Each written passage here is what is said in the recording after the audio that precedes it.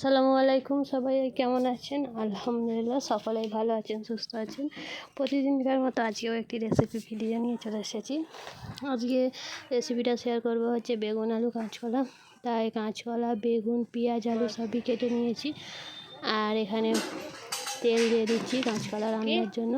তেলটা গরম হয়ে গেছে, পেঁয়াজটাও দিয়ে দিচ্ছি। পেঁয়াজটা হচ্ছে একটু হালকা বাদামি রঙের হয়ে আসলে এতে হচ্ছে আলু দিয়ে দেবো।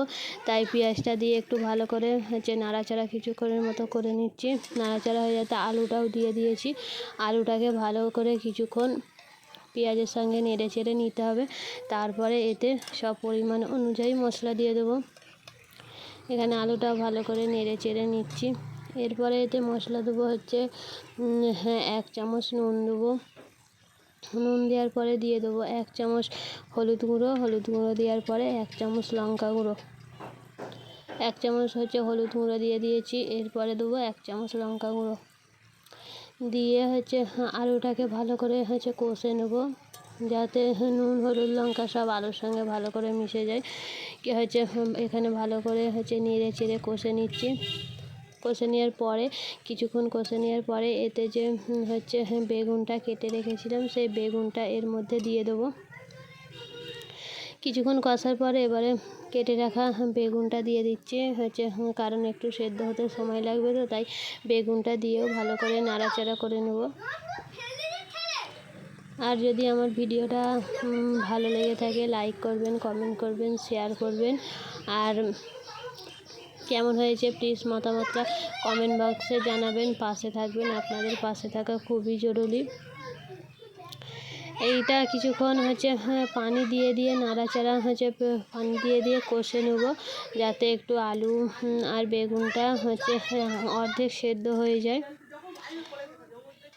5 মিনিটের মতো কষে নেওয়ার পরে এরপরে হচ্ছে যে কাঁচকলাটা কেটে রেখেছিলাম, কাঁচকলা গোল গোল করে কেটেছিলাম, সেই কাঁচকলাটা এর মধ্যে দিয়ে দেবো। দিয়ে ভালো করে নাড়াচাড়া করে নেব। কেটে রাখা কাঁচকলাটা ঢেলে দিয়েছি। এবার কিছুক্ষণ নাড়াচাড়া করে নেব।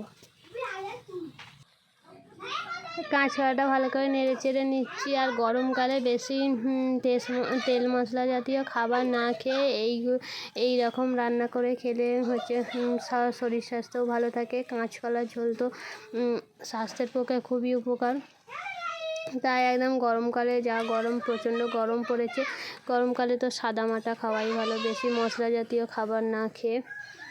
এখানে বেগুন, আলু, কাঁচকলা হচ্ছে ভালো করে কষে নিচ্ছি। একটু পানি দিয়ে কষতে হবে, যাতে না নিচে বসে যায়। তাই ভালো করে নেড়ে চেড়ে কষে নিচ্ছি। তো এবারে একে কষে নেওয়ার পর পরিমাণ অনুযায়ী পানি ঢেলে দেবো। এবারে পানি দিয়ে দেবো যাতে বেগুন আলু কাঁচকলাটা একটু ডুবে থাকে।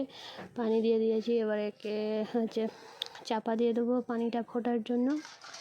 ফুটে গেলে হচ্ছে মশলা দিয়ে দেবো। এখানে এবারে জিরে গুঁড়ো আধ চামচ আর ধনে গুঁড়ো 1 চামচ দিয়ে ঢাকনা দিয়ে কিছুক্ষণ 2 মিনিটের মতো রেখে নামিয়ে নেব।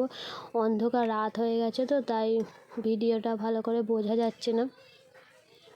এখানে বেগুন আলু কাঁচকলার ঝোল রেডি। কেমন হয়েছে জানিও। আজকের মতো ভিডিও এই পর্যন্ত।